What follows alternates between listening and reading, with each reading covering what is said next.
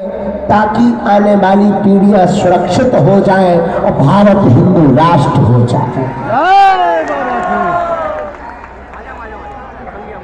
कल बड़े अद्भुत अनुभव है हमें।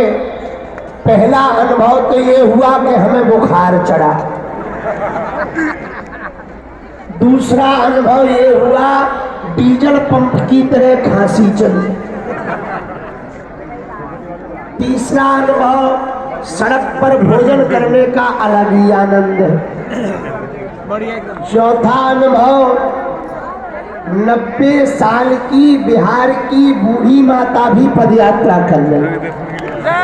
हमने पूछो ये बुढ़ापे में घर पे बैठो काय को आ गई हो? अब चप जाओगी, कुचल जाओगी।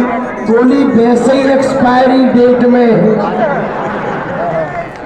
अरे हमने कही माता जी तो इसका मतलब ये थोड़ी है कि तुम हमारी पदयात्रा में कलंक लगा दिया। पर बोली महाराज जब आप वाहन छोड़कर, खड़ाऊ छोड़कर, आपके साथ ये पूरे महात्मा अपने मठ मंदिर छोड़कर, हनुमानगढ़ी वाले महाराज अपनी गद्दी छोड़कर, बद्रीनाथ वाले महाराज जी बद्रीनाथ छोड़कर जब पदयात्रा में पैदल चल सकते हैं तो हम गृहस्थी अपना घर छोड़कर रोड पर तो आ सकते हैं। हमने कहा मैया तेरी जय हो। और भारत के हिंदू तो ठीक है, फिजी नेपाल से भी हिंदू आए। जानकी मैया धर्म से रिश्ते में हमारे मामा जी लगते हैं, क्योंकि माता मेरी जानकी, पिता प्रभु श्री राम। अब जब जानकी मैया हमारी माता जी हैं तो उनके भैया हमारे मामा जी हैं। तो मामा जी आए, ये नेपाल से चल करके जानकी धाम से मठ से मामा, जोरदार ताली बजा करके मामा जी का स्वागत करो।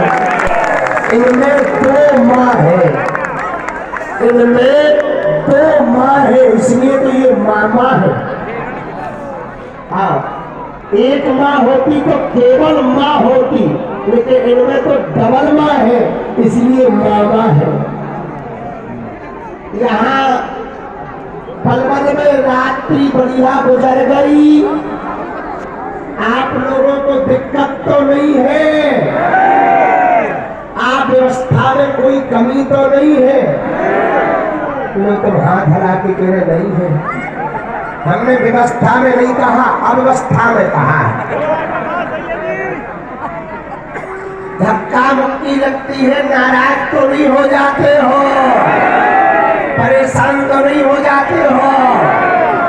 हिंदुओं, आज का धक्का तुम यदि पदयात्रा का सहलोगे तो भविष्य का धक्का तुमको कभी नहीं लगेगा।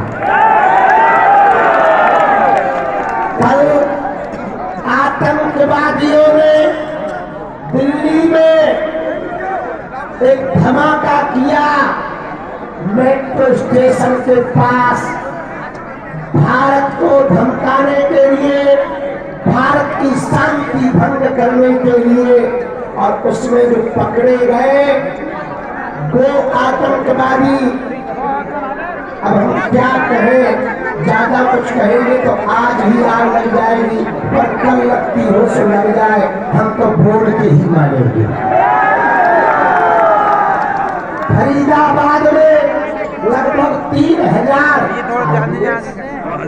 RDX से बम बनता है, विस्फोट होता है।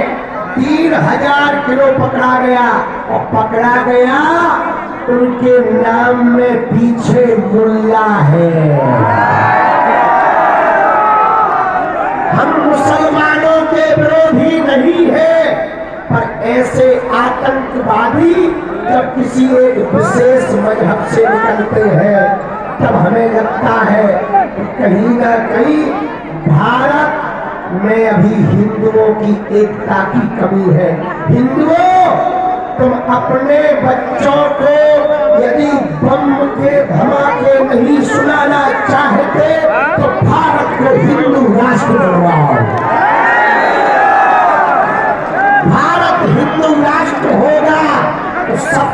कायदे में रहेंगे। जब पाकिस्तान इस्लामिक राष्ट्र हो सकता, 65 से ज्यादा देश इस्लामों के हो सकते, 95 से ज्यादा देश ईसाइयों के हो सकते, तो क्या भारत हिंदू राष्ट्र नहीं हो सकता? हो सकता है। पूछो भारत हिंदू राष्ट्र बनेगा कैसे?